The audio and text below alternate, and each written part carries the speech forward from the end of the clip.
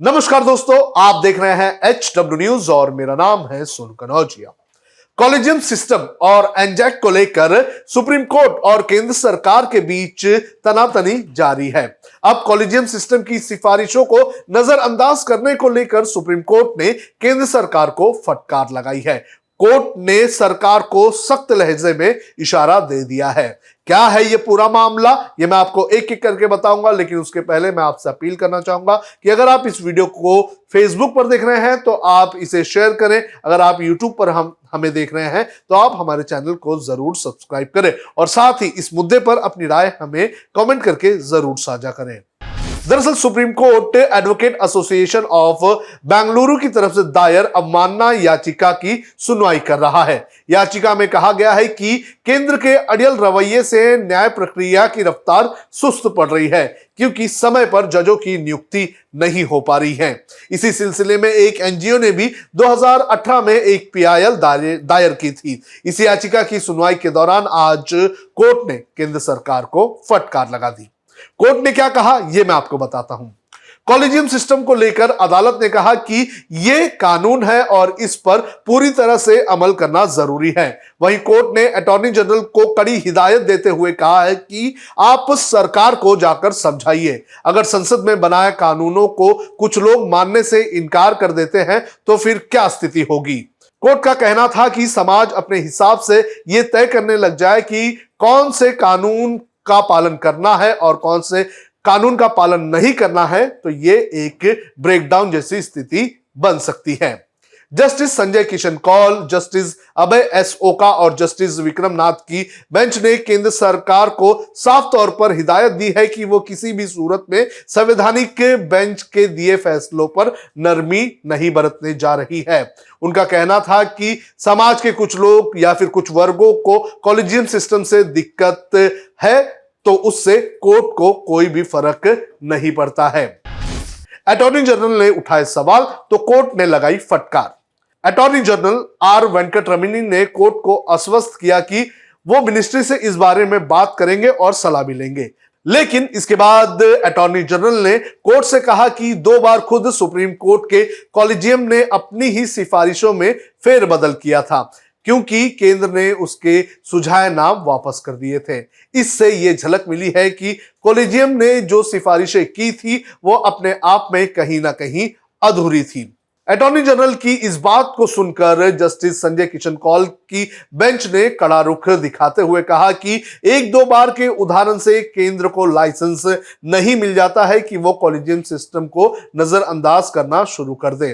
Bench का कहना था कि जब ऐसे मसले पर कोर्ट कोई फैसला दे चुकी है तो किसी अगर मगर की जरूरत नहीं रह जाती है। कोर्ट का कहना है कि नियुक्ति में देरी होने से प्रतिभाशाली लोग न्यायपालिका से जुड़ नहीं पा रहे हैं। ये एक तरह की विचित्र स्थिति है। तृणमूल कांग्रेस के सांसद ने लोकसभा में सरकार को इस मुद्दे पर लताड़ा। तृणमूल कांग्रेस के सांसद सौगत रॉय ने लोकसभा में सरकार को लताड़ते हुए कहा है कि कॉलेजियम सिस्टम सरकार की तानाशाही पर अंकुश लगाने का कारगर तरीका है।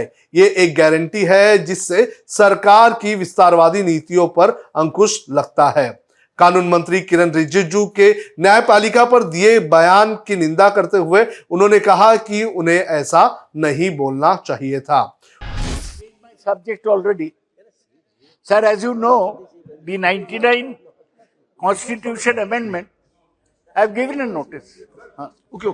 The 99th Constitution Amendment, striking down the National Judicial Appointment Commission, which was passed by this House, was struck down by the Supreme Court. As a result of which, the collegium system of appointing judges continues. Sir, recently, our law minister has been sniping at the Supreme Court and at the collegium system. We did not take him seriously because he is a talkative minister, Mr. Kiran Rijiju. But now, a person in high office who cannot be criticized excepting by a substantive motion has come out criticizing the striking down of the NJSC. The government is trying to extend his power everywhere, including into the judiciary. It is not finding the judiciary pliable. That's why it is using a high dignitary to run down the collegium system.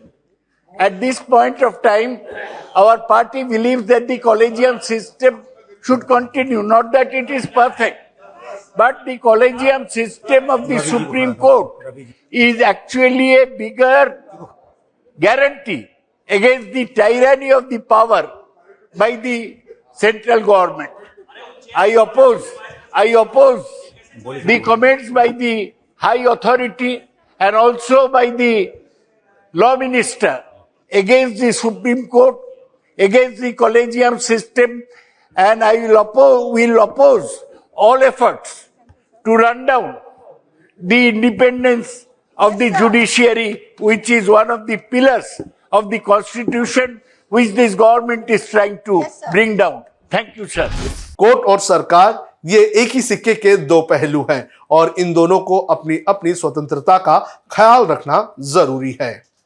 इस पूरे मामले पर आपकी क्या राय है, आप comment करके हमें जरूर बताएं।